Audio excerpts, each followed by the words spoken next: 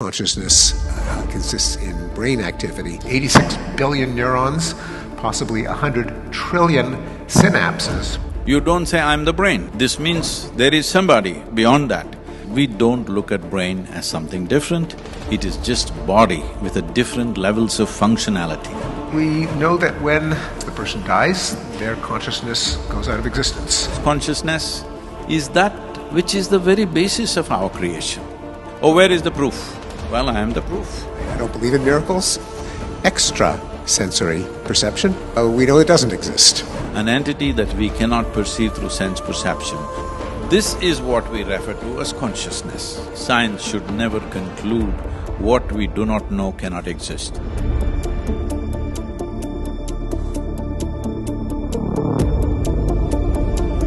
So before we decided what should we talk about, and after going through Dr. Pinker's profile, we went back and forth on what title we should keep. So Dr. Pinker chose, is consciousness a miracle? We were giving him consciousness a miracle. So he just put a question mark on that. And you tweeted last night, so I would love to hear from you what, in your view, consciousness means and why the question mark. Yeah, there is some of you may have heard of Betteridge's law of headlines, which is that in a newspaper or magazine, any headline that begins with a question mark has the answer no. And I think that applies to at least to my opinion of the resolution for today, the question, is consciousness a miracle? No. So what is consciousness? Well, as Louis Armstrong was once asked to define jazz, and he said, if you have to ask, you'll never know. So we all know what consciousness is. It is our waking awareness. It is the experience that we are all having right at this moment. Is consciousness a miracle? No, and here's why. Consciousness consists of patterns of activity in the brain. We can be a bit more specific, but I won't go into detail, but there's reason to think that it can be specified as rhythmic, synchronized patterns of activity, perhaps in the gamma range or higher, involving loops between the thalamus, prefrontal cortex, parietal cortex, and other brain regions. Why do we think that? Well, findings in neuroscience that go back almost a century or more.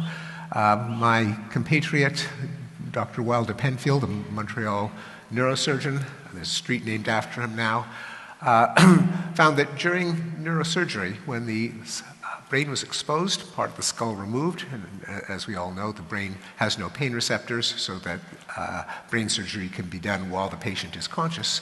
And he found that when he stimulated the cortex with an electrode, he could cause the patient to have a vivid, lifelike experience. They could think that they were at their 8-year-old birthday party, for example. So electricity causes consciousness, not a miracle. Drugs affect consciousness. That's why we take mood-altering drugs, or whether recreational or therapeutic. So chemistry causes consciousness. If a part of the brain is removed through surgery because of a tumor, through a head injury or a stroke, then a part of consciousness is affected, and the person may lose the experience of seeing color or recognizing objects or even envisioning themselves at some future time, depending on where the lesion is. This is not just a correlate, but we know that the intact brain wiring is necessary for consciousness. It's not just two things happening at the same time, because if a part of the brain is damaged, the person no longer has the corresponding experience, and say if the optic nerve is cut, the person's blind. We also know that if we allow the brain to function normally, that the patterns of activity that correspond to consciousness are increasingly capable of being read, that any conscious experience has a corresponding brain signature, and through functional magnetic resonance imaging and machine learning, we're getting closer and closer to being able to read out someone's consciousness from their pattern of brain activity. Again, not a miracle. It's patterns of electromagnetic signatures from blood flow. All of these are physical entities and picked up by a very strong magnet, another physical entity, and we can see what the person is thinking. You might be skeptical that the brain as a physical object is capable of supporting consciousness, given how mind-bogglingly, intricately complex human thought, perception, emotion is. But, and indeed, if we opened up the skull and it was filled with spam, then you might say that consciousness really is a miracle. But it's not filled with spam. It's filled with tissue that is certainly commensurate in its complexity to the complexity of consciousness. 86 billion neurons, possibly 100 trillion synapses. What a neural network like that is capable of is of stupendous complexity, as we are reminded by the progress in artificial intelligence. Based on what are sometimes called artificial neural networks, that is, it is possible by interconnecting circuits with some of the properties of brain tissue to duplicate or at least approximate many of the feats of human intelligence and consciousness. Finally, we know that when the physiological activity of the brain ceases, that is, the person dies, their consciousness goes out of existence. Now, how do we know that? Well, of course, you can't know it for sure, and many of the world's religions promise people that their consciousness will survive the death of the brain. But if that were true, and if at least there were some kind of connection, contact, information transfer between this alleged continuation of consciousness after the cessation of physiological function, you would be able to have seances where you communicate with the souls of the dead, as they did not least at Harvard 120, 130 years ago. We now know that this is all flim-flam, this is stage magic, and there is a way to verify whether you really are communicating with the souls of the dead. You can ask Aunt Hilda where she hid her jewelry. The soul of Aunt Hilda communicating from the spirit world could tell you under the third floorboard in the closet, and the jewelry would be there. If that happened, I would believe that consciousness can survive the death of the brain. That has never happened, and I'd be willing to bet a lot of money that it never will. Thank you. Now, admittedly, I think one of the reasons that it is tempting to think that consciousness is a miracle, despite all of the overwhelming evidence that it consists of neural activity, is there does feel to be a bit of a qualitative gap. Philosophers call it the explanatory gap. Namely, why should all that neural activity actually feel like something if it's your brain? This is a mind-boggling enigma, conundrum, and it leads to late-night dorm room conversations like, how do I know that the red that you're seeing when you see red is the same as the red that I see when I'm seeing red? And how do I know that you're not a zombie, that you're not actually, you might have circuitry that duplicates intelligent behavior, but for all I know, there's no one home, that you're just a robot. How do you know that I'm not a zombie? There are many conundra like these, conundrums, where our mind just doesn't feel satisfied that something like neural activity could give rise to that which we feel from the inside. On the other hand, I'm a cognitive psychologist. I'm interested in how the mind works. And I know that there are a lot of things that we have trouble wrapping our mind around. That doesn't mean they're miracles. What happened before the Big Bang? Well, physicists will tell us that's probably not the right question because time came into existence with the Big Bang. But still, I can't help but thinking of this itty-bitty little speck just sort of sitting there for many, many years, and then suddenly it explodes. Now, physicists will tell us that's not actually what happens, and you've got to stop thinking of it that way, but I can't help thinking about it that way. I've got the brain that I have. Likewise, there are many other facts that I know are true, but that I have trouble appreciating. Again, it doesn't mean they're miracles, but people are tempted to think that they're miracles. In the case of the Big Bang, it was, First there was God, he went Shazam, the whole universe came into existence. That's a kind of a tempting way of satisfying our frustration, our cognitive hunger for an intuitive explanation where it just may be that our mind doesn't work in a way that is harmonious with what our best science tells us. I'll give one more example since I am a psycholinguist. I'm interested in language. So, meaning, word meaning. I can say Andromeda Galaxy. I have now made some sort of contact with an object that is thousands of millions of light years away. How's that possible? How could I be, by the mere act of uttering a sound, actually have some connection to this object in space? Or Julius Caesar. So me and Julius Caesar, we got a relationship. I just referred to him. And it's kind of hard to think how that could be possible. It is possible, and we are tempted, therefore, to imbue words with magic. That it is because of that uncanny relationship between words and the world that people in many cultures fall for prayers and incantations and curses, the belief that actually saying something can change the state of the world. So I'm going over these just to make the point that the human mind is very good at thinking certain kinds of thoughts, other kinds of thoughts, even though our best science tells us certain facts, it just doesn't sit well with our intuitions. And I think the appropriate response is, so much the worse for our intuitions. Why would we think that our intuitions are going to harmonize with what our best science tells us? There is a tendency to turn this puzzlement, this kind of head-scratching, into miracles, but that is a fallacy. And so even though there's that one last ingredient about consciousness, sometimes it's called the explanatory gap, sometimes called the so-called hard problem of consciousness. That's a bit of a joke because the so-called easy problem is anything but easy. But the fact that neural activity, the system undergoing neural activity has an experience is something that is hard to wrap our mind around, but it is a fallacy to say, well, it's not intuitive to me, therefore it's a miracle. Not a miracle. Thank you.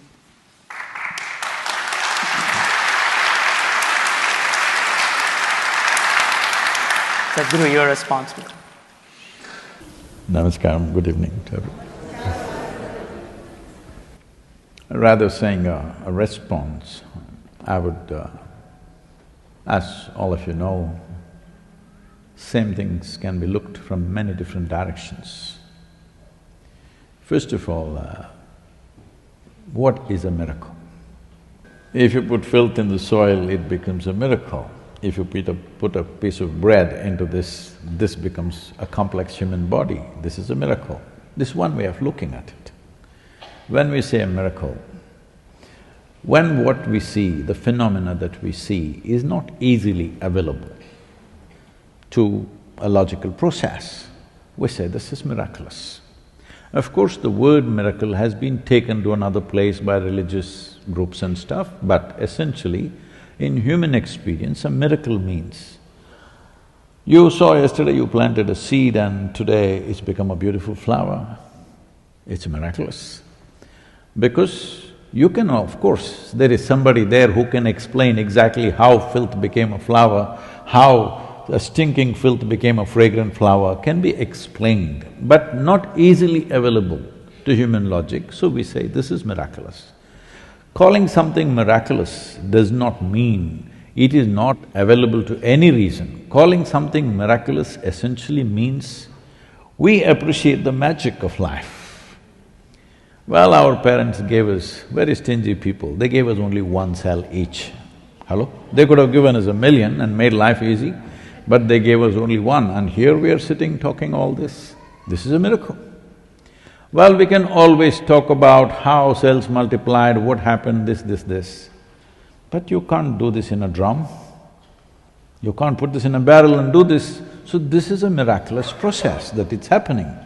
So one way of looking at it is you can explain everything about life. Another way is just everything in life is magical and miraculous. What is logical? How I see logic is, logic is the most fundamental aspect of our intelligence. If you don't have a firm sense of logic, you will be all over the place.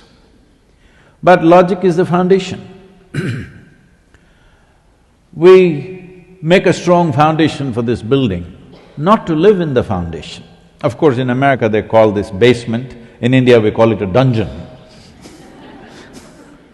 So we don't live in the foundation, we make a strong foundation because we want to build something else on it.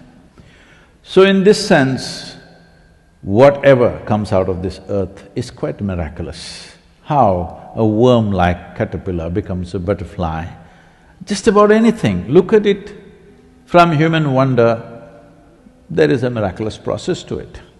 We can explain some physical aspect of how it happens, but what intelligence makes this happen, it is quite miraculous, there's no question about it. About consciousness, I think, I don't know how it is seen, Steve, you must understand. One thing is, I've strived hard to remain uneducated and also strived very hard to remain uncivilized. Why this is so is, because most of the striving in people's lives is to become educated, to become civilized. In my experience, how I see this is, anything accumulated diminishes your perception.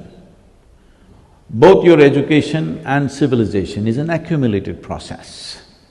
Once you accumulate these things and identify with those things, your ability to see life as is becomes seriously impaired.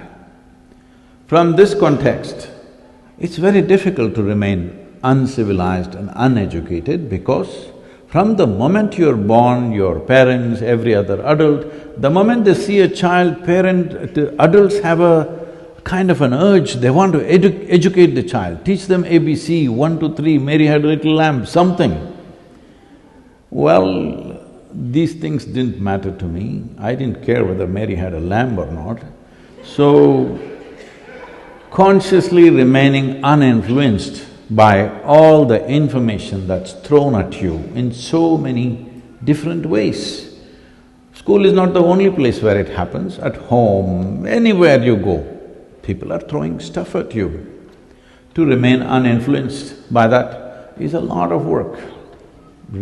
Education is a lot of work, I understand this. Remaining uneducated is a lot more work, I'm telling you, because every moment somebody is trying to educate you, knowingly or unknowingly. So, having said that, to be able to look at life just the way it is, then this word consciousness, I think there is a little bit of… probably the way I'm looking at it is very different. If we're talking about a human being conscious right now, that all of you are conscious in that sense, that is, yes, you're conscious. Only Bala can throw you off by using his magic of anesthetics. That is conscious, human beings being conscious. Of course, if you're not conscious, there's nothing here for you. But consciousness, an English word consciousness doesn't really represent that, but generally we think we are talking about an intelligence beyond our own intellect, which is functioning within us right now. When I say functioning, well, you can explain the physical process of many things, but a piece of bread doesn't look like you, feel like you, nor does it have your intelligence, but if you put it inside, in some way it becomes you. This is a miraculous and conscious process of consciousness. See, first of all, human mind, this brain-centric approach, we don't look at it that way, we see as there is a physical body, there is a mental body. When I say a mental body, every cell in your body has enormous memory, far more memory than your brain can ever hold, because this remembers how your forefathers were 1,000,000 years ago. It's not forgotten a thing, even the skin texture, it's not forgotten to that extent. So every cell in the body carries enormous memory and the kind of functions that it is doing is unbelievable. So it has intelligence and it has memory. Essentially, in human understanding, what we call as mind is a certain combination of memory and intelligence, so that is spread right across the system. Whether human beings have learned to use that or no. Because this whole thing about in the today's modern education process, we are made to believe only thought is intelligence. No, our thought is rudimentary because it's only functioning from the little data that we have collected. The data that I have collected, how much ever I have collected, it is still minuscule in this cosmos. It is like in the morning also we were talking about this, if I give you a 1,000,000,000,000-piece jigsaw, if you put 5 pieces together, you say this is a bear. If you get 8, you will say this is an elephant. If you get 12, you will say this is a dinosaur. If you get 15, maybe you will call it a whale, I don't know. Just arriving at conclusions every time we get a piece of information is not the way to conclude about what we are referring to as consciousness. Being conscious, you being conscious, let's use different words so that there is a distinction. Right now, let's say you're aware, I'm just replacing the word conscious, replacing the word conscious with being aware. You're aware. In the yogic sciences, we call this prajna. You're right now prajna. If you fall asleep, you are not conscious or you're not aware. Let's use the word awareness to make a distinction. But beyond intellect, this intellect, how it functions is operated by what we are identified with. Depending upon what we are identified with, accordingly the intellect wails itself. Right now, people are fighting for nationhood, people are fighting for religion, people are fighting for race, people are fighting for whatever they believe in, simply because they're identified with it and in their intellect this says, this is the way. There are no two ways about it. Two groups of people or two individuals, when they're quarreling, both of them believe this is it, otherwise they won't risk their life. Hello? When somebody pitches their life for something, you must believe that it matters to them and they believe that's it. Unfortunately, it is just that it is your identity which makes you use your intelligence in this form. So, there are various dimensions of memory which plays out through this identity. Beyond this, there is an intelligence which is unsullied by memory. This is what we refer to as chitta, and generally that's what I would understand as consciousness. You being aware is different, consciousness is different. What is the nature of this? Where does this come from? As I said, I have strived for a whole lifetime to remain uneducated. It's not easy, try and see. Try and see how your parental influence, your cultural influence, your religious influence, your whatever else is around you doesn't play in your mind at this moment. Try and see. Whichever way you try to think, it'll work because your thought works from data and data has come from all these sources. To be able to simply be here without allowing the data to play up in your mind, it takes a lot of work. So from that context, I'm saying, what we are referring to as consciousness is that which is the very basis of our creation. Well, somebody may call it God, it's up to them because they're trying to personalize that in their life. Because they can't relate to anything which is not in a human form, they're saying that. But there are so many people of Indian origin here, they have man god, they have woman god, they have cow god, they have snake god, they have monkey god, they have every crawling, creeping, every kind. Because according to wherever they were living, they made that into their god. Essentially, what they are looking for is personification of the source of what is happening. Because we cannot explain this source, because logically we cannot conclude, the only way is to experience. How will you experience? What are the different ways to experience? There are 4 aspects in yoga. This is called as karma, kriya, jnana, bhakti. What this means is, these are 4 dimensions of your existence. You have a physical body, so through action, you can realize certain things. You have an intelligence. Through your intelligence, you can realize certain things. If you realize through your action, we call this karma yoga. If you realize through your intelligence, we call this jnana yoga. If you realize through your emotion, we call this bhakti yoga, yoga of devotion or emotion. If you realize by transforming your inner energies, We call this Kriya Yoga. These are the only 4 things you can do no matter what you do, whether you do religion or you do intellectual stuff, you do education, you do devotion, you do whatever. You can use your body or your mind or your emotion or your energy. This is all that's happening, these 4 things. All these 4 are pathways. But at the same time, is there anybody here who is just one big body and don't have a mind or don't have an emotion or energy? No, we are a combination of these 4 things. Why are we so different? Because we are a unique combination of these 4 things. In one person, the body may be dominant, in another person, their emotions may be dominant, in another person, their intellect may be dominant. Each person has a different mix of the same things, but these 4 things are the possibility of knowing. So what we are referring to as consciousness is that aspect of creation which is intelligent but unsullied by memory. Without memory, it doesn't have an intent, it doesn't manifest. Without memory, it doesn't have a direction, it's just there.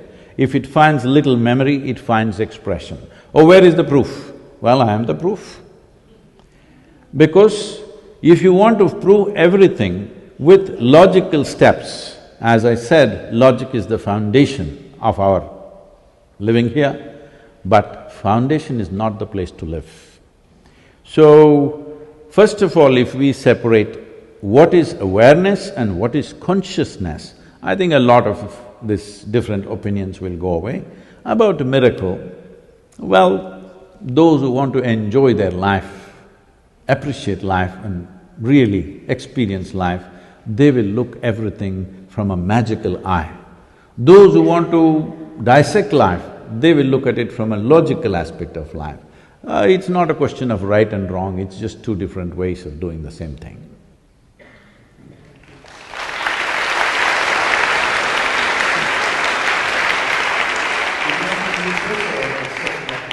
I certainly share the sense of wonder, of amazement, of astonishment at natural phenomena which tempts us to use the word miracle. A seed growing into a plant, a pregnant woman giving birth to a child who grows up to be a person. These are truly wondrous, and I will sometimes, in fact, use the language of a miracle. I'll say it's a miracle. Now, I actually don't mean that it's a miracle. It is language that helps to convey my awe and wonder. But there is a big difference between literally believing that it's a miracle and using the language of miracles, namely, what happens when you actually have to affect it causally. So let's say you, and I will speak to you, Sadhguru, when it comes to turning seeds into edible food, we know that many civilizations, when there was a crop failure, when there was a drought, when there was a famine, when locusts came and ate the grain, they would utter prayers, they would sacrifice a goat, sometimes they would sacrifice a virgin, they would pray for a miracle.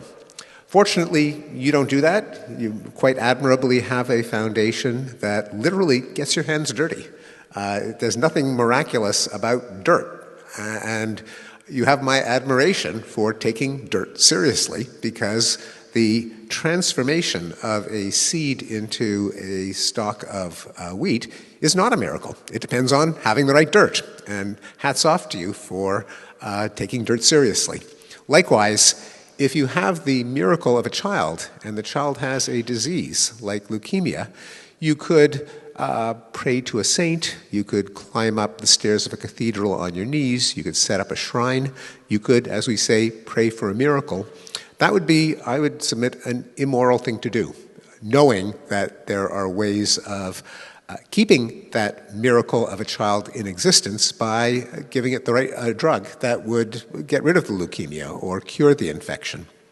And so, even treating a child as a miracle, even treating a plant as a miracle, metaphorically, poetically, when it actually comes to action, to the need to do something, to perpetuate this miracle, it is very important not to take the miracle language literally, but rather to see it as a matter of cause and effect, to worry about rainfall and soil and fertilizer and farming practices, to worry about the child's health, the appropriate drugs, the appropriate nutrition, the appropriate loving environment. Now, when it comes to consciousness, this is true even more significantly. So, Bala, you're a professor of anesthesia, you're an anesthesiologist, so you manipulate people's consciousness. I assume not with prayers, with seances, with sacrifices, but you actually apply physical cause and effect. You inject chemicals in people's bloodstream, you put a mask over people's faces and they breathe certain gases. If I were a patient undergoing surgery and needed general anesthesia, my consciousness would be turned off. I would very much like for it to stay off while I'm open on the operating table. I would very much like for it to come back when the operation is done. I sure hope you don't treat all of that as a miracle. I sure hope you don't say prayers. I hope you don't make sacrifices.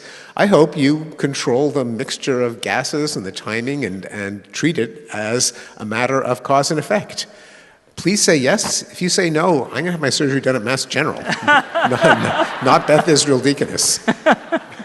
I think we got the distinction between what you're saying and what Sadhguru is saying. So Sadhguru wants to respond, I think. You want to pass the mic to him? Well, I think we're coming from two different contexts. That's why I said probably in the Western religions, the word miracle is being used for lack of words. Don't…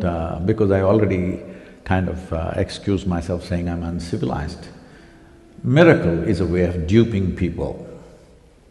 I'm not talking about the word miracle in that context, that's why I said there's a different way to look at life. If you look at everything as logical steps, our logical steps progress with whatever data we have. Nobody can claim they have data about everything that's life and the whole phenomena of creation. Nobody has. Neither the religious people nor the men of science know where the existence or the cosmos begins and where it ends. Nobody knows. Hello? Yes. Nobody knows. But somebody is bombastic enough to explain it all happened because of one person up there, another is trying to piece it together, piece by piece. But how many pieces ever you gather? Because today modern science is recognizing this is a ever-expanding universe. If it's an ever-expanding universe, it doesn't matter how many pieces of the jigsaw you collect, you still don't have a full picture. So in that context, I'm saying we go as far as our logic and our data takes us. From there is a blind spot which we do not know, we just hope it happens. And sometimes we have found if you do certain things happen. Sometimes it doesn't happen. But the important thing is, using the word miracle as a way to fool people to believe things and working through a logical process for all the phenomenal activity that we do in the world, there is no contest about that, there is no any difference about that. But coming to the consciousness, once again I would like to distinguish your awareness of yourself right now and consciousness are two different entities altogether. Your awareness is definitely a consequence of all the things that are happening in the brain. I've not looked because I don't have one, I'm only experiencing it through other people. So, I do not know all that, but definitely it's a consequence of what's happening. Things are firing up, we know. I may not know exactly where, how it's firing up, I know things are fired up within us, which is creating a certain awareness. So, this awareness is a consequence of activity, not just the brain, I wouldn't go with that. I think there is a brain right across. From your toes to your head, everywhere there is different levels of brain. I don't want to call it brain, we call this mental body. There is memory and there is intelligence right across. So only if all this fires up, then you have an experience of life. How much it fires up will determine how profound an experience of life you have. This is a different aspect. We're talking about consciousness. That is not exactly an appropriate word in English language, because that's the only word we have as far as I know. Normally we call this chitta. Chitta means an intelligence without memory. It has no intent, but you can create any intent for it. With the same life energy, somebody will do evil things. With the same life energy, somebody will do wonderful things, because it has no intent. It's simply there, it empowers you whichever way. Let's say it's like electricity. You can make sound out of it, you can make light out of it, you can make whatever you want out of it. Just like that, the fundamental force which drives us has no intent. So, when we say consciousness, we are referring to that aspect of intelligence which has no intent because it has no memory. But if you give it memory, it will immediately gain an intent and a direction. Thank you.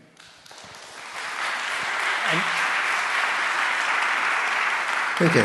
I would certainly echo and endorse and reinforce the idea that we meaning humanity, we meaning science, are ignorant of a vast array of topics. Even as we learn more, we become more aware of what we're ignorant of. We have to be prepared to change our minds. That's in the very nature of science, as we've just learned through living through the COVID pandemic, where in the early weeks there were all kinds of things that we believed, like you've got to wash your groceries and you can't touch your face, and that turned out even our best experts were wrong. But it's in the nature of science that best experts are wrong, because we start out ignorant of everything and we have to learn it as we go along. And the more we learn, the more we realize how much there is to learn. And there's much about the functioning of the brain, to put it mildly, that we don't understand, including many of the phenomena of consciousness. But it's just crucial not to translate our ignorance into a belief in miracles. There is the well-known fallacy of the God of the gaps. That is, that which you don't understand at a particular point in scientific development, you are tempted to invoke a source of miracles, namely God. It used to be Zeus hurling thunderbolts when people didn't understand how lightning worked. It used to be life when before we had the theory of evolution. And likewise, for people who know nothing about brain science, the idea that consciousness is a miracle is very tempting. And even as we learn more, but still don't know some things, it is tempting fallacy to bring in miracles for our ignorance. But the best attitude toward ignorance is certainly humility. There are many things that science doesn't understand, but part of that humility is acknowledging there are certain things we don't understand. And it's just in the nature of us as not sub-omniscient beings. We are not divine. We do experiments. We propose hypotheses. A lot of them are wrong. We need to build bigger and bigger scientific instruments. Even when we do, there'll be questions that we can't answer. And the right attitude is there's some questions of which we are ignorant. And that is the part of the humility, is not inventing miracles to fill those gaps, but rather acknowledging that ignorance.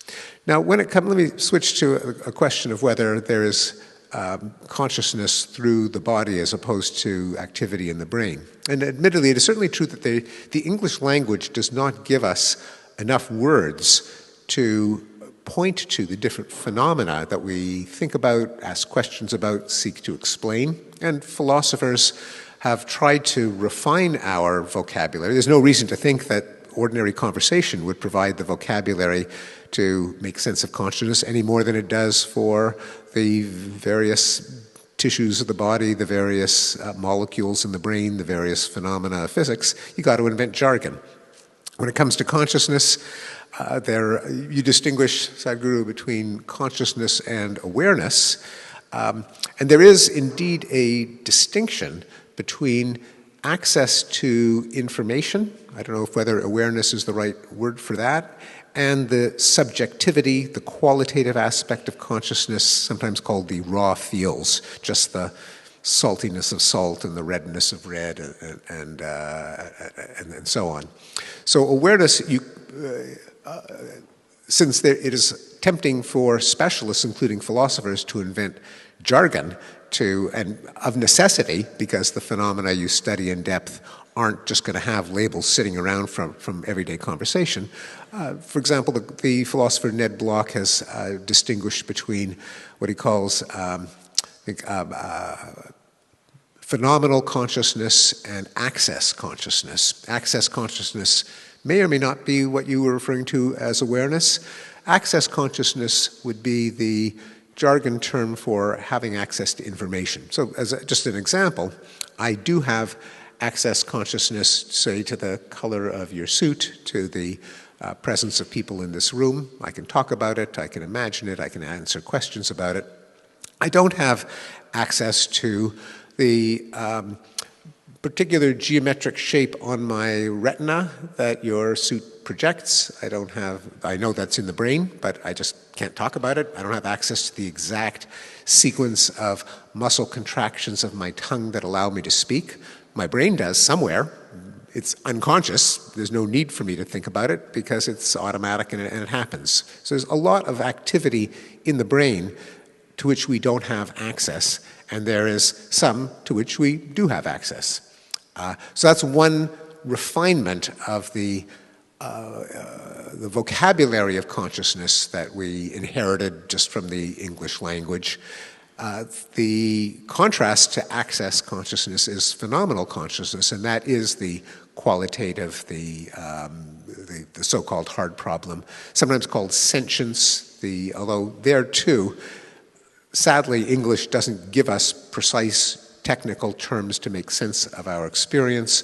When a computer scientist at Google thought that one of their large language models was sentient, he was using sentient in a sense that is very different from the one that I think philosophers would want to reserve it for, namely the actual phenomenal or subjective or qualitative aspect of consciousness. Because there's no way, no matter how smart your AI program is, you can't really know whether there's someone home actually feeling something as opposed to it just producing intelligent responses in context. That's another reason why the hard problem is called hard, just because it's very hard to know how could we ever tell whether a perfectly lifelike robot, a perfectly intelligent AI program, was consciousness in the phenomenal sense, in the sentient sense, in the qualitative sense of there's someone somewhere in there that's actually feeling something. Like, how would you know? And in fact, this is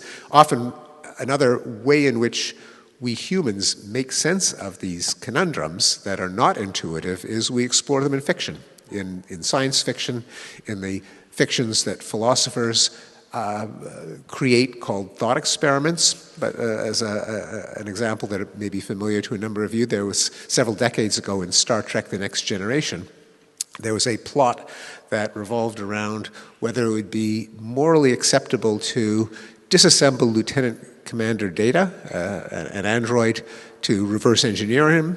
Would that just be dismantling a machine, or would it be snuffing out a consciousness, a sentience, a living life?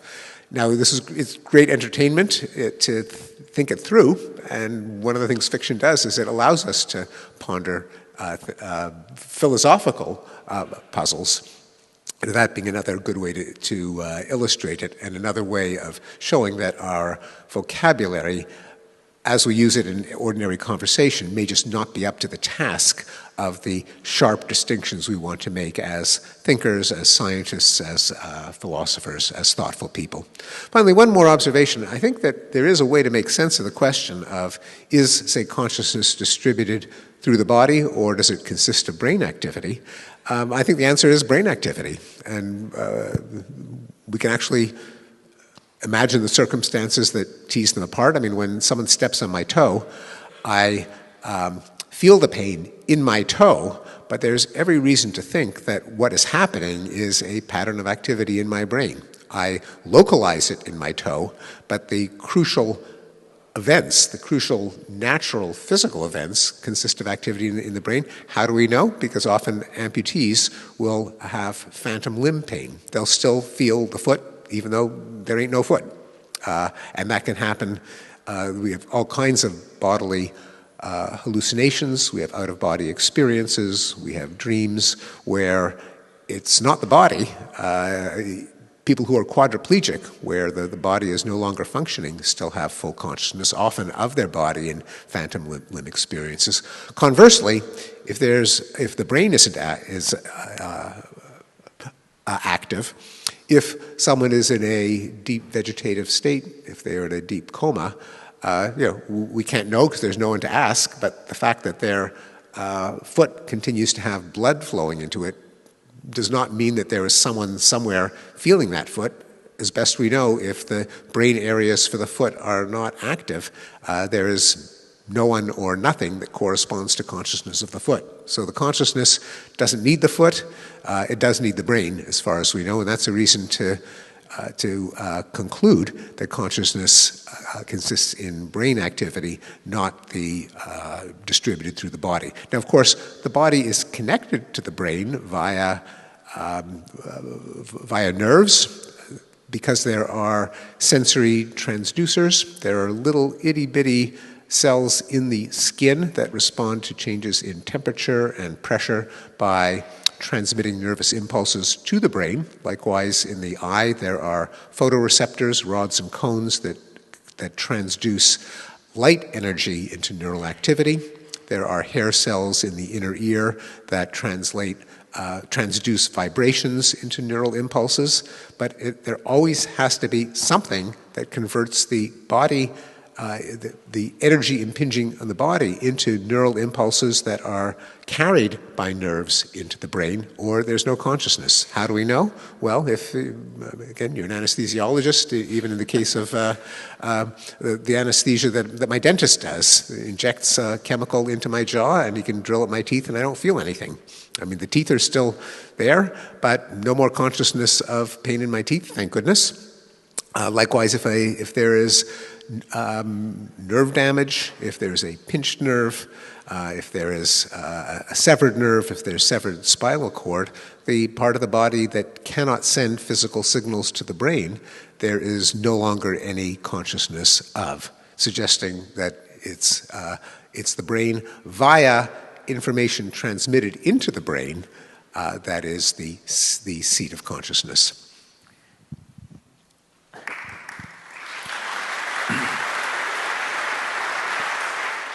Everything that we perceive through five sense organs, of course, it is processed in the brain, which is not just today's understanding, it's always been so in most parts of the world.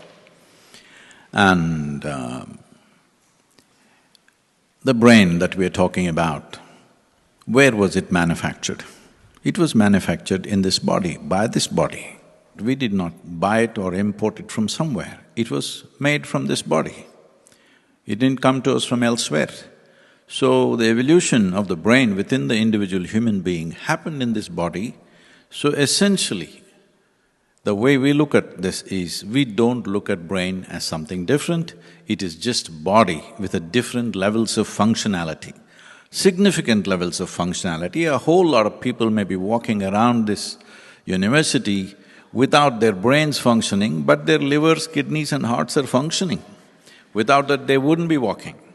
So, I'm not questioning whether the brain is significant in doing all these processes, no question at all about that. But is it the be-all of everything? No, because there are still so many aspects of life which are unexplained. So someday when we have the data, we will explain. But you can gather data only about physical aspects of life.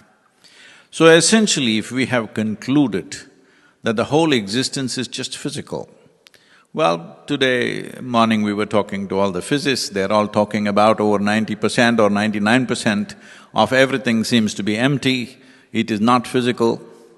So this In the yogic culture, we look at it this way, we see that everything was nothing. It was called Shiva, that means it was that which is not. This that which is not went into a ripple because of a certain influence of energy, and once it went into a ripple, it gathers memory.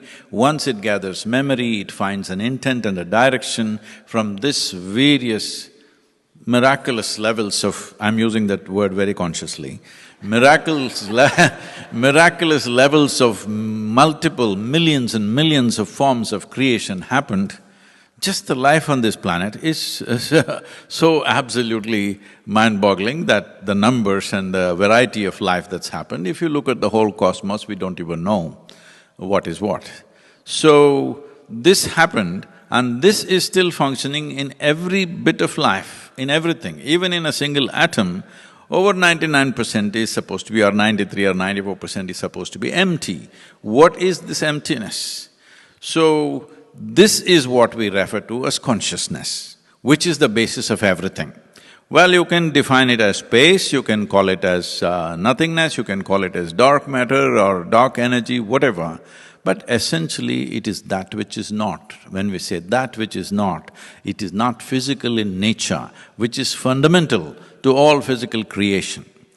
So, can we explain this logically? Yes, to a certain point we can. Maybe all the way we can, but explanation and reality are two different things. We can always explain everything. We can always explain the whole phenomena of human life, but the reality of human life is totally different. It's experienced by different people in different ways. Let's say there are two siblings, same genetic material, same home, same school, but they don't function the same way because the way they receive, the way they process is different. Well, that is not what we're talking about, but the important thing to understand is human experience is coming not necessarily only from the brain activity, but to what extent do we delve into that aspect of life which has no information but has intelligence. When this intelligence fires, suddenly human beings do things that other people never thought is possible. That's when people think it's miraculous. I am not using the word miracle in the religious context of saying, I did something like that and it happened, not in that context, but something that you cannot find logical explanation because, as you said, what is that, God gap, is it? What was the… huh? God of the gaps. No, we are not talking about God of the gaps either. The gaps are there because of ignorance that we know, but there are dimensions of life which are not physical in nature. What is not physical in nature, neither can you define nor describe nor perceive through five senses. Right now, everything that we know is through five senses. What is wrong with five senses? Nothing wrong. It is just that for different creatures, these senses are different. What is light for you, for a whole lot of creatures, it is darkness. What is darkness for you is light for them. Because the sense organs are designed as it is necessary for our survival process. Based on your survival requirement, accordingly it is designed. So what you see, what a grasshopper sees, what a dragonfly sees are very different because these sense organs are designed for our survival process. And our survival process may be very different from one creature to another. In that context, what we call as brain is just that receptive process or that reception place where it receives all these impulses from senses. To what extent means in a day, even if you walk around the place unconsciously or reasonably unconsciously, still you're receiving millions of gigabytes of memory going into your system, and all this is being stored, processed, whatever. In some minds it may be well done, in some minds it may be randomly done, but it is all being recorded, nobody is missing it. So, this process is a tremendous process for the brain to handle, but the fundamental existence of who we are, is it only because of brain-derived neurological activity or electrical makeup of things? That would be believing in a miracle. That's not a miracle, that is a simple process which is creating fantastic things for us, no question. Fantastic things. It is done to ourselves and to the world in many, many ways. Nobody is questioning the efficacy of that brain. But the important thing is, when we talk about my brain, obviously we are talking about someone who owns the brain also. You don't say, I'm the brain, you're saying, this is my body, this is my brain. This means there is somebody beyond that. Is this a body? No. An entity that we cannot define, an entity that we cannot describe, an entity that we cannot perceive through sense perception, but we know we are here, we know we exist. Well, if we think it's only because we are thinking and processing we exist, no, we exist even without that.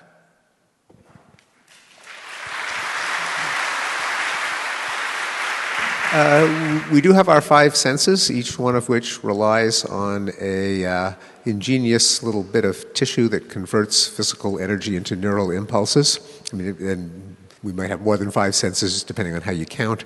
But what we don't have, and this is also relevant to whether consciousness is a miracle, is extrasensory perception, ESP, that is access to states of the world not mediated through some physical transmission of signals. ESP often held to comprise telekinesis, the ability to move objects or cause physical changes through brain power; clairvoyance, the ability to sense the state of the world without any causal chain of transmission of information; precognition, the ability to foresee the future; and telepathy, the ability to sense other people's thoughts. And there is a lively tradition going back millennia of believing that ESP exists, and we know it doesn't exist. I mean, if we know anything, that every attempt to demonstrate one of the varieties of extrasensory perception has been shown to be overinterpretation of coincidences interpreted post hoc. You remember the hits, you bury all of the misses and false alarms. Sometimes actual fraud and flim-flam, as in the self-designated clairvoyants who turn out just to use cheap stage magic. They often fool the physicists because physicists are as foolable by stage magic as anyone else. The ones they don't fool are fellow magicians who can easily expose the tricks. The fact that there is no ESP, one more bit of evidence is we have never, all it would take is a tiny bit of statistical precognition. You don't even need to foresee events exactly, but just beyond the base rate probabilities, and you could get arbitrarily rich in the futures market. You could short or long, Bitcoin or Tesla stocks, and if you could really see if someone somewhere out there could really see the future, they'd be the richest person on earth, because it would not take very much predictive power to outsmart the rest of the market. No such person exists. More evidence that consciousness is not a miracle, that the senses really are the only way in which we can derive information about empirical reality. If someone were to show that ESP existed, I would have to revise a lot of my beliefs about the nature of consciousness and mental activity. We're in no way referring to such things like ESP or magical ways of knowing things, no. I'm talking about the fundamental existence of who we are. Do we exist? I think in most human beings' experience, unless they're lost in their logic, if you simply sit here, you know you exist. So, this knowing that I exist is not a derivative of neuronal and electrical activity in the brain alone. Even beyond that we exist, because there are states where all this can come down to almost nothing, and still you exist, actually you exist much more. I'm hearing a lot of experiments going on with hallucinogenics and mushrooms and stuff in the universities, not by the students, by the professors.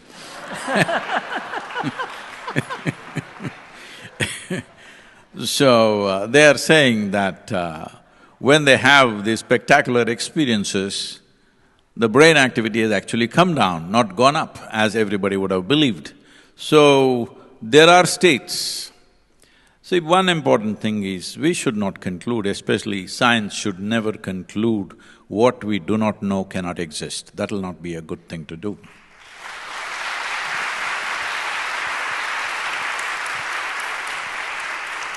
Yes, but nor should we make up stuff for which we have no reason to believe it exists. Thank you. That was great conversation, but I think there are millions of people around the world, even who experience the states of, the deeper states of meditation. It's not just one or two, from different schools they've experienced, which are not explainable by current ways of examining them, because we don't have the tools for it. So we're not able to explain the deeper states of meditation and the states they live in. So that is not made up, right?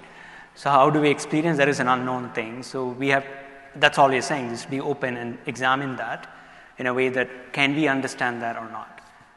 Well, we may not understand it in the sense that it involves such unfathomably intricate patterns of brain activity, leading one brain pattern leading to another brain pattern, in ways that we may not understand. I don't know if we don't understand it in the sense that it must involve some new form of energy or some kind of contradiction of the idea that it's all brain activity. But brain activity can be really, really complex, and there's an awful lot we don't understand, including the effects of meditation. Now, what I am very skeptical of is that any state of meditation, for example, can result in clairvoyance or telekinesis or telepathy or precognition.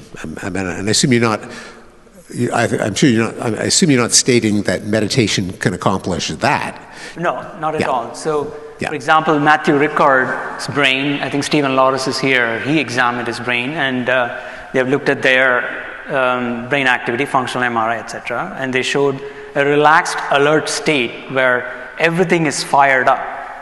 And this is like a trait for him, it's not like a state examination, and they could see that that relaxed alertness leads to fired up brain completely, but still relaxed. So that is not the usual pattern that happens in normal person who is not meditating, right? So, for example. Yes. So I'm not proposing that they're clairvoyant, that is very different. I'm just saying that these are rare, and these kind of brains, it seems like they're just completely fired up, but still very, very relaxed. So that is, I think that's a great state to be in. No, that's interesting. I admire Mathieu. I had an event with him in Paris in which we talked about the historical processes that lead to peace. And indeed, there may be aspects of brain function that we don't understand that could be illuminated by meditation, understood as one complex pattern of brain activity leading to another complex pattern of brain activity, all within the realm of the natural. See, the things that we're talking about, clairvoyance, telepathy, these are childish tricks. That's not what we're referring to. The English word meditation doesn't define anything. This is a problem. Because when it comes to subjectivity, English language is very poor. When it comes to objective world, English language is phenomenally effective. Having said that, if someone closes their eyes and sits, generally people say, oh, he or she is meditating.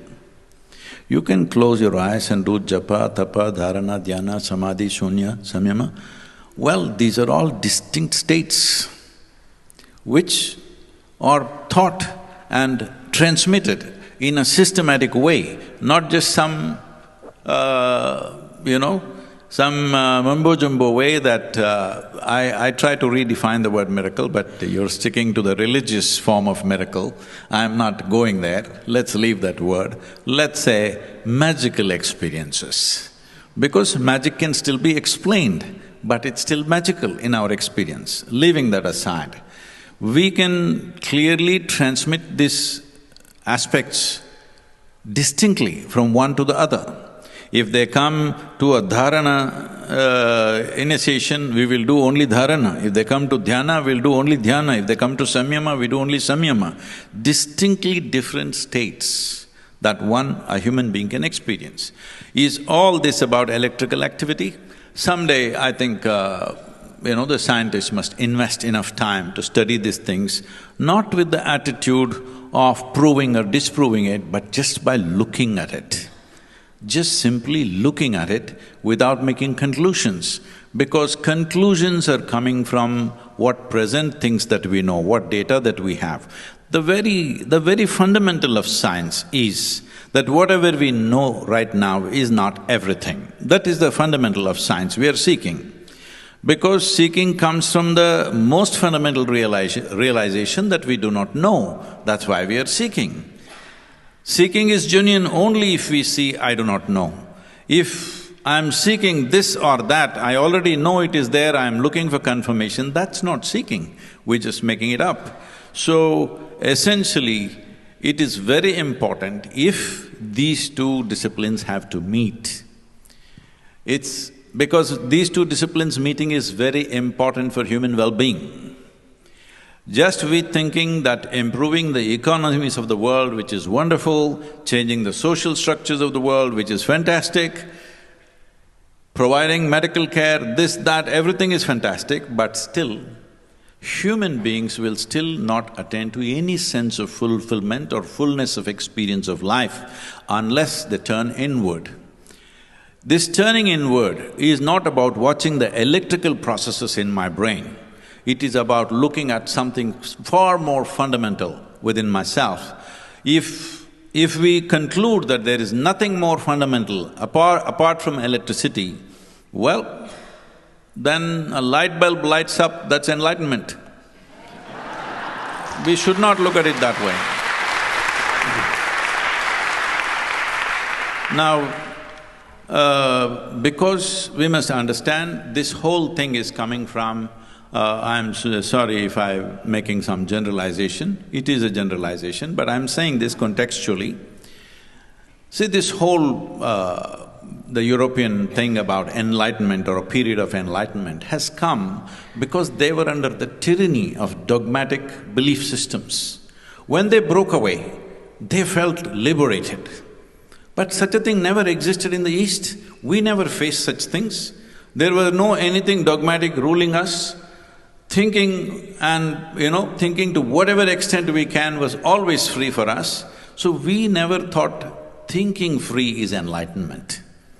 For us, enlightenment is a much more profound process. So, breaking away from dogma and thinking freely, it's a basic human right, I don't call that enlightenment. But because of that background, your resistance for the word miracle is essentially coming from the religious, stuff that has happened, people claiming all kinds of miracles happening from here, there, God is talking to me and all this stuff. We are not talking about that, we are not talking about clairvoyance, we are not talking about telepathy, please use the telephone. Don't compete with the telephone company, all right? So, but is there something more profound to human existence than physiological and psychological drama? In my experience, 100% there is.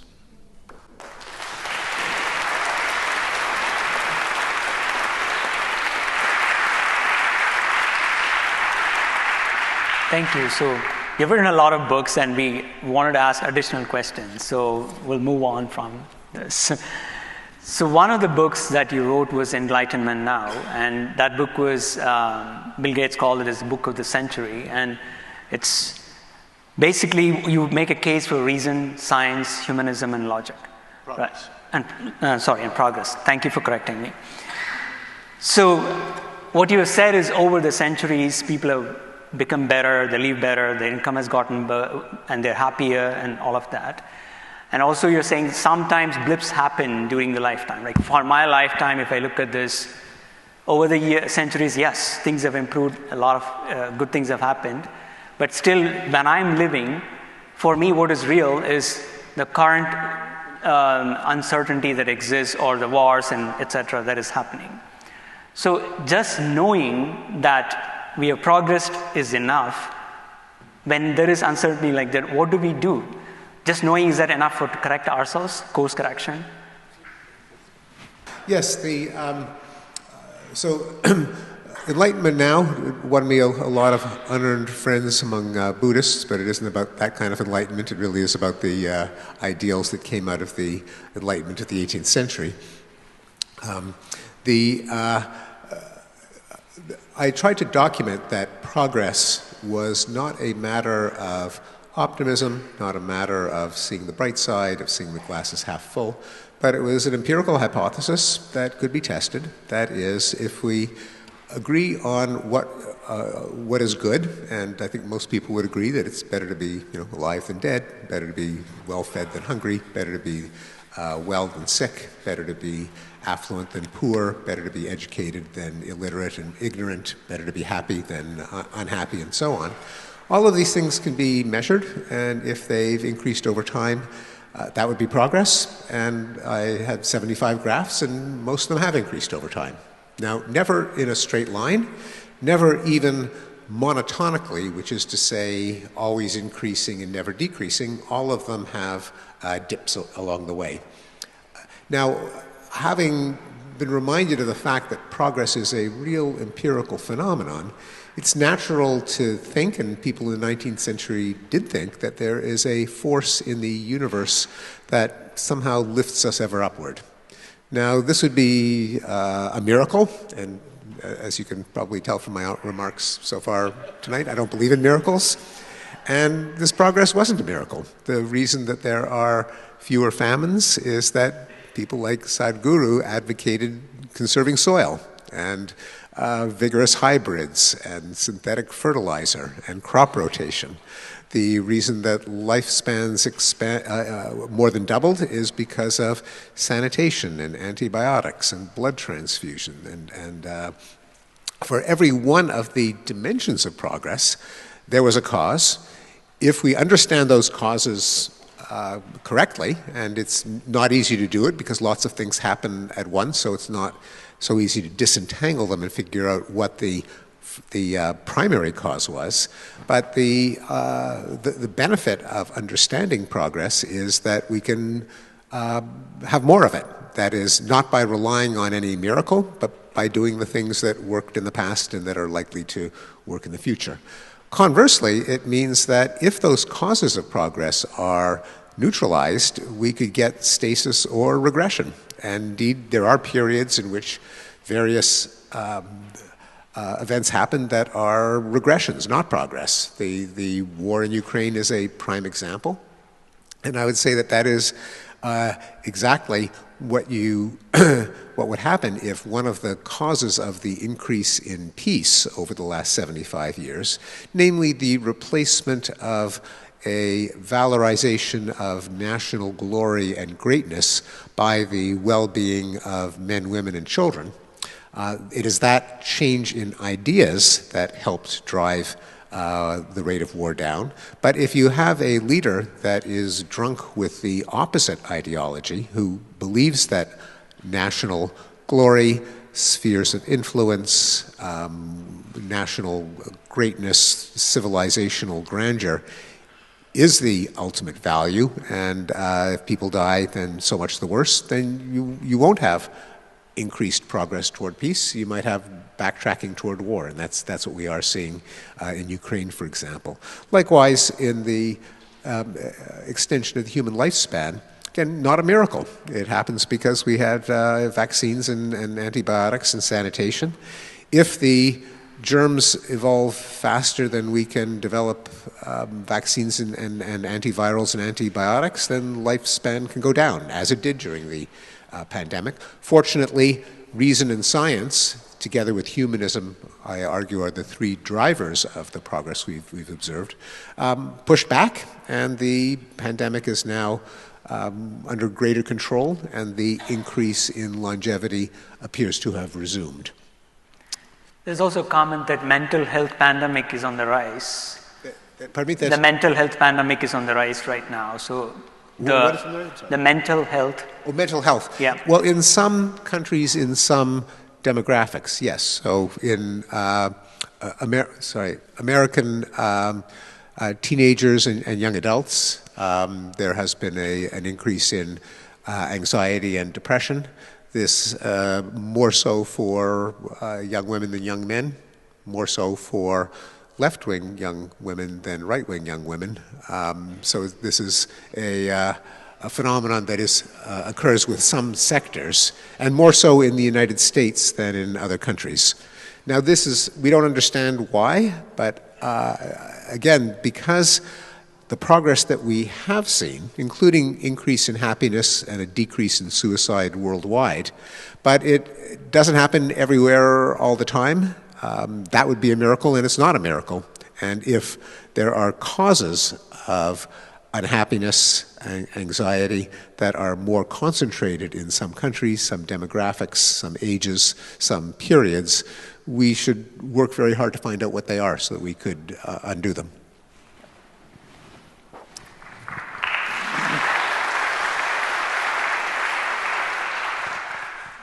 Well, there's no question the kind of progress we have made in the last 100 years in terms of comforts, conveniences that we have achieved through progress of science and technology.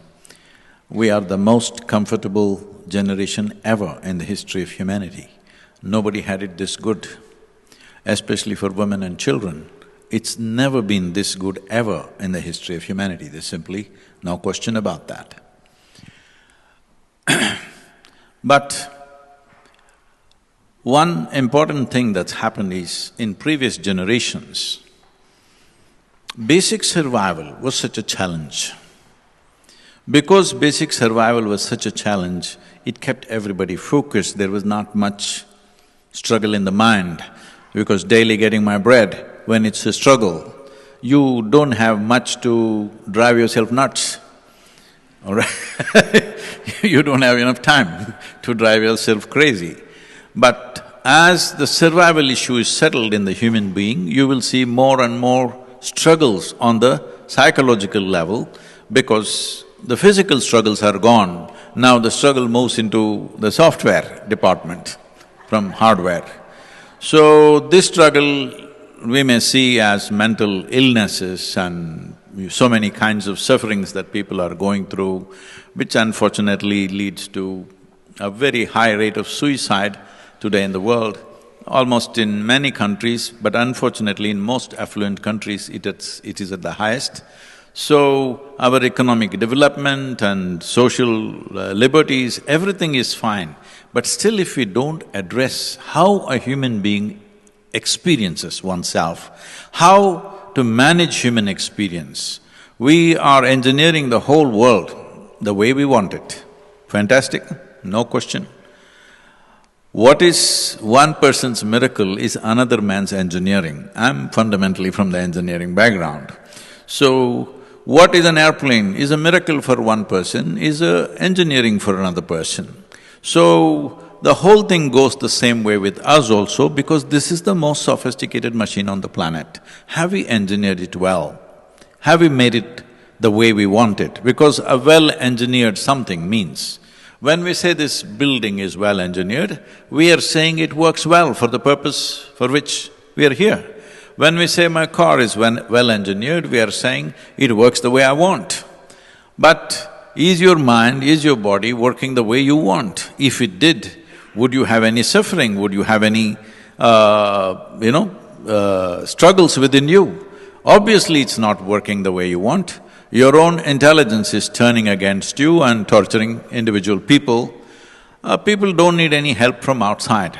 Normally, people come to me, Sadhguru, my mother-in-law, I can't take it anymore, my husband like this, my wife is like that, my boss is like this. I say, you do one thing, you come here. No mother-in-law, no husband, no wife, no boss, just you. You come. I will give you a nice place to stay and good food to eat. You don't have to do anything. Just stay in the room, just be joyful, that's all. I just make some random checks on you. If you're miserable, we'll stop feeding you, because I don't believe in feeding misery. So, you leave them in one place for 24 hours, they will be twisting themselves in so many ways. So you don't need any outside help. When there is outside help, you think it's because of this person I'm miserable, because that person I'm miserable. No, the problem is you do not know how to handle your own faculties, your own memory, your own imagination. What is it that people are suffering? What happened 10 years ago, they're still suffering. What may happen day after tomorrow, they're already suffering. Essentially, you're not suffering life, you're suffering two most important faculties which are distinct and a great privilege for the human being which no other creature has, a very vivid sense of memory and a fantastic sense of imagination. These are the two things we are suffering. Without this, we wouldn't even be human, we would be like any other creature. So, when you find your own mind troubles you and makes you suffer, you can call it anger, you can call it stress, you can call it anxiety or more serious ones. Essentially, it is your intelligence turning against you. This means you do not know how to hold it, you do not know how to hold yourself. This great privilege of being human, when I say the great privilege, at least according to evolutionary sciences, you are supposed to be the peak of evolution. That means you're on top of the world. But are you feeling like you're top of the world? Most people are not, they're dragging their feet and going around with great suffering within themselves. This suffering is not because of life around you. This suffering is your inability to handle yourself. So one important aspect of our education process should be, we are always thinking about how to conquer everything around us. It's important we also bring this into our life, our society, that how to manage this in such a way that it never turns against me. This is very important. If we don't learn this, if we do not pay attention to this, how not to turn my own memory, my own imagination, my own intelligence against myself, if this awareness does not arise within us, then we may have everything and we will suffer. People can live in a palace and they're living miserably. This is happening all over the place. So, in previous generations, a lot of people like to see, in previous generations, people were very peaceful, very happy. It's not true, believe me. It's not true. It is just that past, because of the distance, in southern Indian languages there is a saying, a faraway hill looks smooth and wonderful. With past there is a distance. Because there's a distance, everything about it is wonderful, you know. But if it's here, then there is a struggle because you have to tread through the whole thing. This process of suffering our own memory, our own imagination, our own intelligence is essentially because the necessary awareness as to how these function, what can we do about it, is not subjective.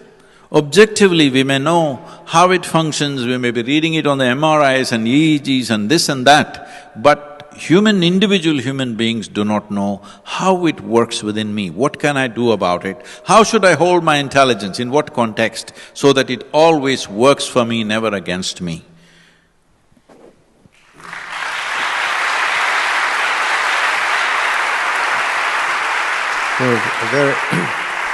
Very wise, and another way of putting the point is to quote Franklin Pierce Adams, "The best explanation for the good old days is a bad memory."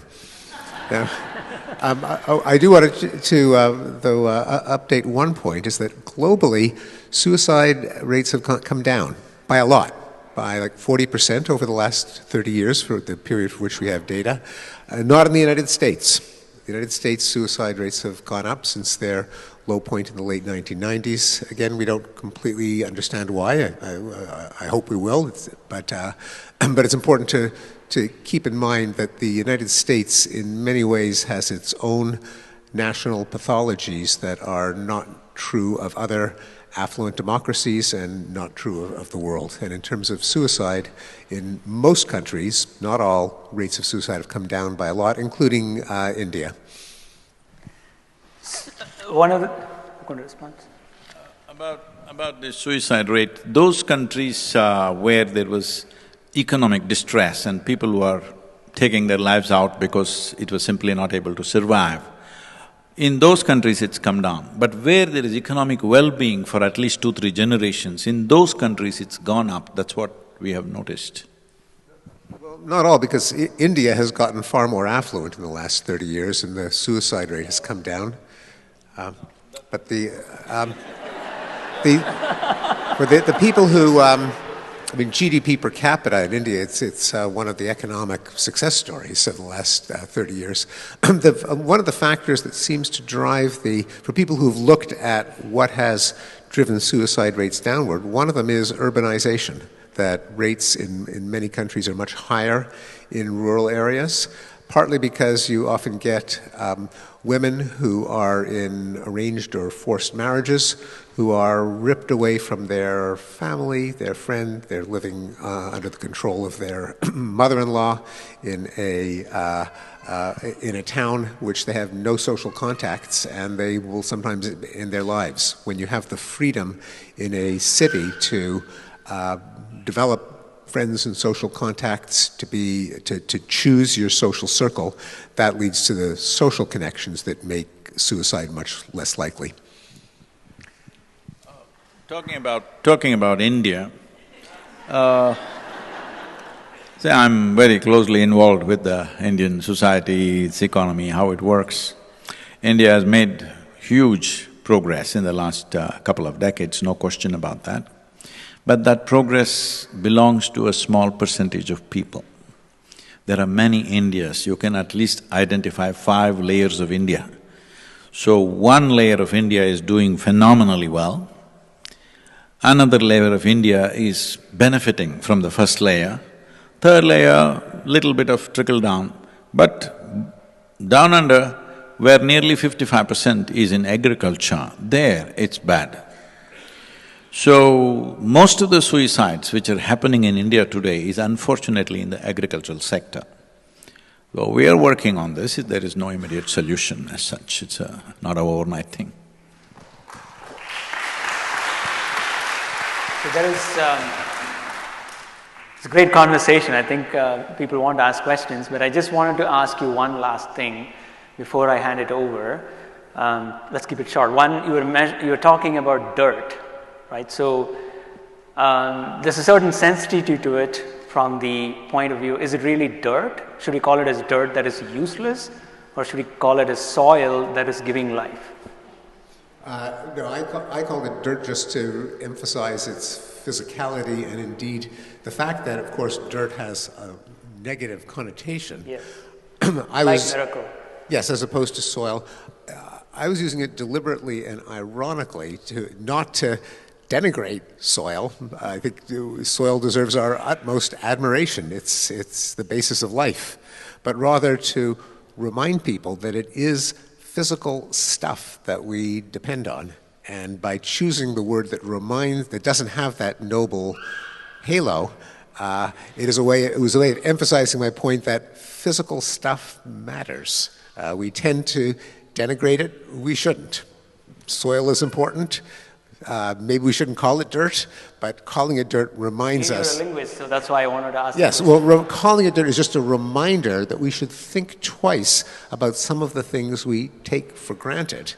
And indeed, choosing a synonym with a better connotation may be a way of changing those attitudes, but in an argument like the one that I'm making, it was a reminder that we shouldn't treat physical stuff as tawdry, as beneath our dignity to discuss and to take seriously.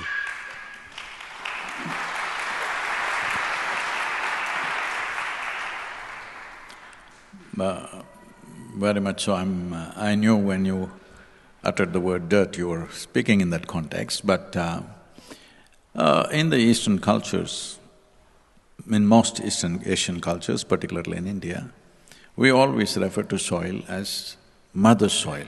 When we will never say simply soil, we'll say Thaimannu. That means it's mother soil. Because the word mother does not mean our biological mother. That which is the source of who we are is mother.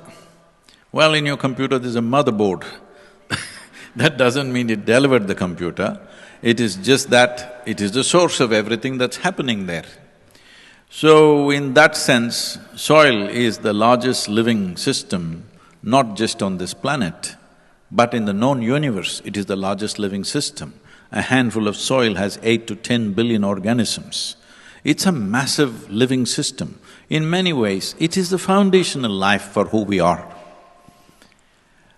It is just that our attitude towards soil has become like this, that let's say we built one house for ourselves, one floor, and then our family expanded, so we want to build the next floor. So we decided, why do all this? Just take the foundation stones and build the first floor. Well, this is going to be a disaster. That's the approach that we have right now, because nearly 85% of the nations on the planet still treat soil as a resource, not as a source of life, not as a living system, just as a resource that we can use whichever way we want. 50% of United States soil has disappeared in the last 70 years, and 27,000 species of organisms are disappearing every year. This is the amount of extinction that's happening. In another 25 to 40 years' time, every UN agency is warning that there will be no agriculture, because once the organism quantity goes down in the soil, it becomes like sand. Desertification is one of the main issues. There's a whole agency for combating desertification called UNCCD, who are partners with us in making this happen. Having said that, there is a… It's okay to tell a joke, right? Not serious. This happened in 2016. In 2060, a few scientists sought an appointment with God. Don't go by this, I'm not that kind of a believer, but I'm just telling you a joke. They sought an appointment with God and they got the appointment, they went there and they told him, "Hey old man, you've done great with creation, but everything that you can do, now we can also do, so it's time you retire." So God said, "Oh, is that so? What is it that you can do? Give me a demo."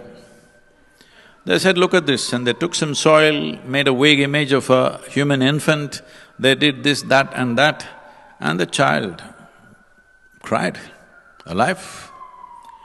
God said, "That's very impressive, but first get your own soil."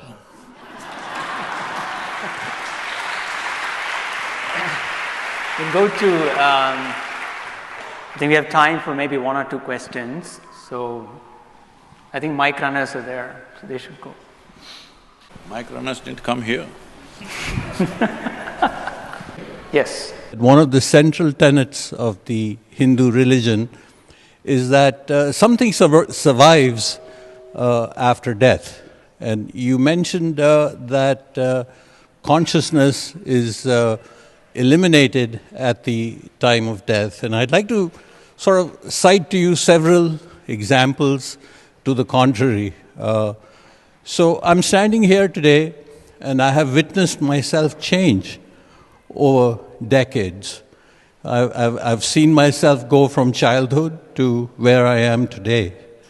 And but something within me has stayed the same that has witnessed the change. So that's one argument.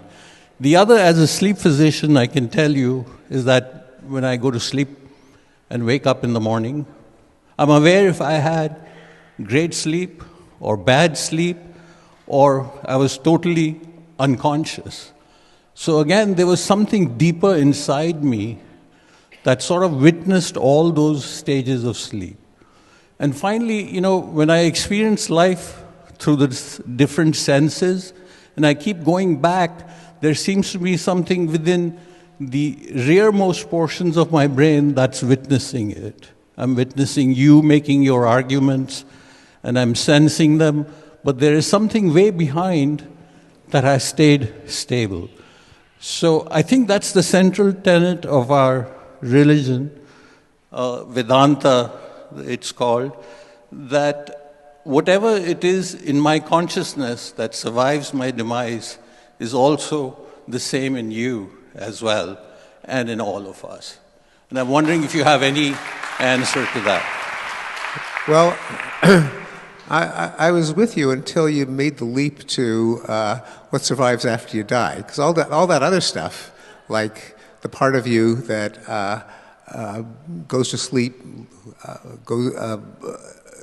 passes out of consciousness, comes back into consciousness, I mean, that's still your functioning brain. The part of you that you like to think is continuous from your childhood to your adulthood, again, your brain's been working the whole time. So yeah, I'm with you for all of that, but that says nothing about what happens when the brain permanently ceases to function. Now, by the way, this is not to say that there aren't puzzles, conceptual mysteries about what philosophers call the problem of personal identity. So, for example, if an 18-year-old commits a crime, should he still be in jail when he's 65? Is it, in a sense, the same person? Is it morally justifiable to make the 65-year-old suffer for what the 18-year-old did? Or is there some sense in which that was kind of not the same person because the brain was different? And there are many other puzzles that philosophers, Derek Parfit probably being the most famous, have explored. None of them, though, I would say, cast doubt on the idea that a functioning brain is absolutely necessary for consciousness, and that when it stops functioning, consciousness ceases. Can I say something about that? One thing, sir, I would like to correct is, we must understand that you call something a religion only if you're forced to believe something that is not in your experience. So the Vedanta that you refer to and the Hindu culture and traditions that you refer to have no belief systems. It is a land of seeking. You're supposed to seek. This is the reason why in that culture there are no commandments. Nobody can give us commandments. Who can give commandments to Indians? They're full of questions. So, this is a process of seeking. How many ways of seeking? Well, we came up with thousands of ways of seeking, different ways for each individual how to seek. But the fundamental of seeking, as I already said once, is that you have realized that you do not know. That's why you're seeking. Because most human beings do not understand the significance of I do not know. I do not know is the basis of longing to know. And longing to know is the basis of, if at all, if you know one day, at least the possibility of knowing opens up only because we realize, I do not know. Having said that, the important thing about what you're saying, this is a university, I don't know if this is a place for going to this aspect, because you talked about beyond death, what happens, and it need not be just an assumption or something that you believe. The fundamental is this: as we sit here, this is my body, that is your body, 100%. This is my mind, that's your mind. Here and there we may overlap, but this is my mind, that's your mind. But there is no such thing as my consciousness and your consciousness. There is only one consciousness. You have captured some, I have captured some. We have methods and ways how you can capture a larger bubble so that suddenly everything about you is enhanced. I can show you hundreds and thousands or millions of people who are at one level of living, suddenly they move to another level of experience and living simply because they manage to blow their bubble little bigger. So this bubble, the film of the bubble, is essentially information. This information, in the culture that you come from, we call this karma. Karma means as we sit here, our body is doing activity, this is one kind of karma, physical karma. Our mind is doing things, this is mental karma. Our emotions are doing stuff, that is emotional karma. Our energy is doing things, that's this energetic karma. 4 dimensions of karma are happening to us in wakefulness and sleep, non-stop. Now, how identified you are with those things will create tendencies within you. These tendencies we very rightly refer to as vasana. Vasana is a perfect word for this because the word vasana means smell or odor. So what kind of vasana you have depends on what kind of tendency you develop. What kind of tendency depends on what kind of information that you gathered in so many unconscious ways. So this information determines what kind of a person you are, but what kind of a being you are. When I say what kind of a being, see, you are the only life on this planet which is referred to as a being, not because human beings had the dominance over language, no. It is because you are the only one who can determine how to be. All other creatures respond instinctively to whatever their requirements are and whatever the external stimuli is. So, what you're referring to as what is beyond life, what is beyond this body, beyond this psychological drama that we're going through, is just a bubble of information that may travel. But there are ways to… You also know, you mentioned Hindu, so that means the objective of that culture is to attain liberation or mukti. What this means is, you deprive yourself or you demolish all this karma or this information that you have gathered, or distance yourself in such a way that this bubble doesn't carry on. That's a whole process. Now this is too far-fetched for you because I'm going too rapidly, there are too many loopholes in this, but this can be properly put across and it can be made to be experienced, not just talking about it.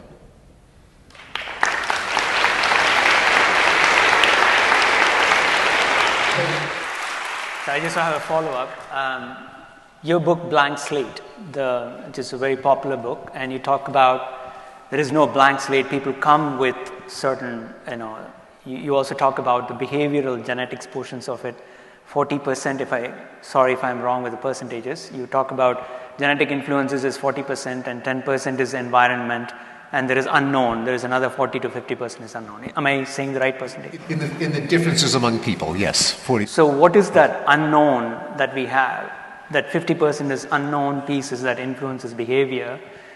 What do we attribute that to? It is unknown, but I can give you some possibilities. One of them is random events in the development of the brain, in utero or afterwards, that the genes don't have nearly enough information to specify the wiring of the brain down to the last synapse, and there may be some stochastic, that is to say random processes in the growth of neurons and their interconnections, where the genes keep the brain development in a band of functioning, but there's a lot of random variation within those boundary conditions. There may be effects of arbitrary events as you live your life that have cascading effects, chaotic effects perhaps, that add up. Just to, by the way, to be concrete, to specify what it is we're talking about, imagine two identical twins. I'm sure many of you, probably all of you, know some twins. And I'm not talking about the exotic cases where they're separated at birth, reunited in adulthood, and they have all of these amazing similarities. That is interesting in terms of reminding us of the importance of genes. But now consider the twins, the ordinary twins, like the ones you all know, that maybe some of you are, who are brought up together, who have brought up in the same neighborhood, same parents, same older sibs, same younger sibs, same number of books in the house, same number of TVs in the house. Are they literally identical? No, they're not identical, and any of you know twins know they're not. Now, where do those differences come from? They didn't come from their genes, unless there were new mutations after conception. They didn't come from the environment as we usually think of the environment. That's the puzzle, and that's what we don't know. To me, it signifies an enormous and underappreciated effect of random causes, whether they are random causes in brain development, in brain functioning, or in environmental experiences that have larger effects than we appreciate. It is, I think, one of the great surprises that behavioral genetics has revealed to us. Sadhguru, can we influence these random variations?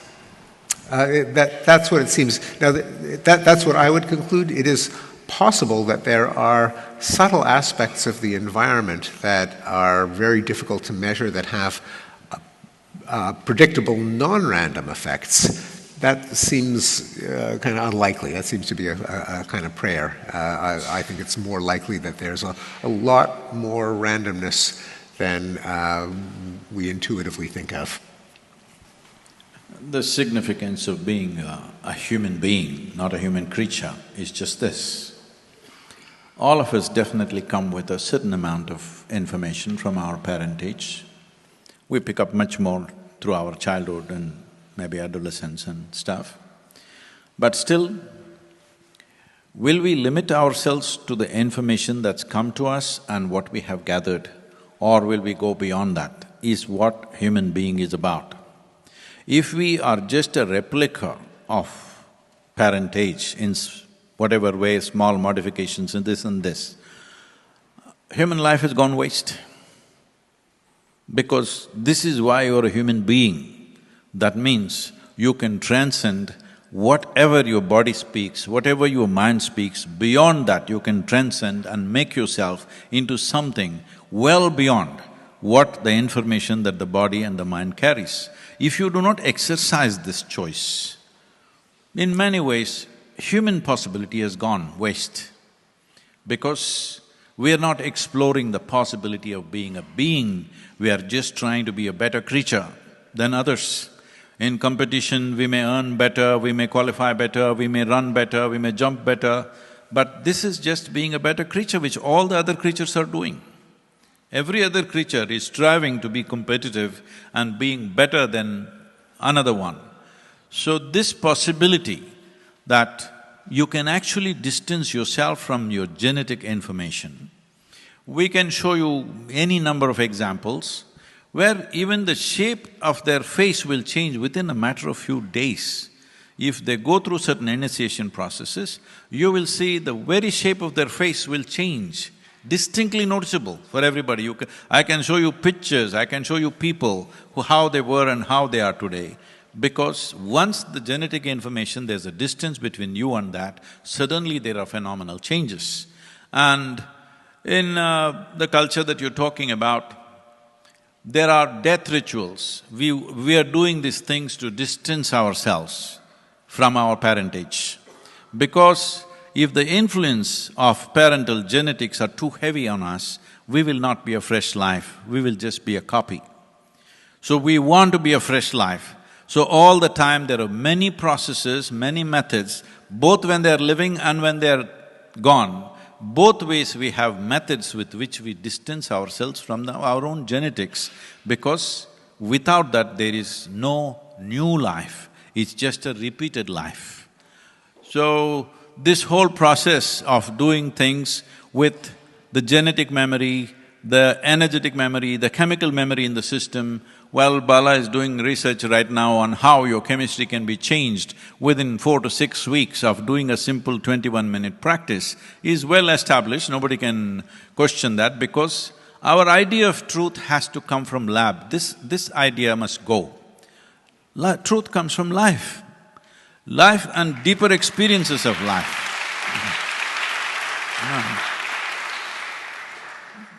Is everybody here experiencing life at the same level of profoundness? Definitely not, isn't it? So can we enhance this? Definitely yes. How many will enhance it? It's a question of willingness, it's a question of how much life you're willing to invest in enhancement of your experience. Most people are interested in enhancement of their social presence, their economic presence and other things. But essentially, all the things that we are doing, see why we want education, why we want wealth, why we want relationships, is we believe these things will enhance the experience of life, isn't it? Hello?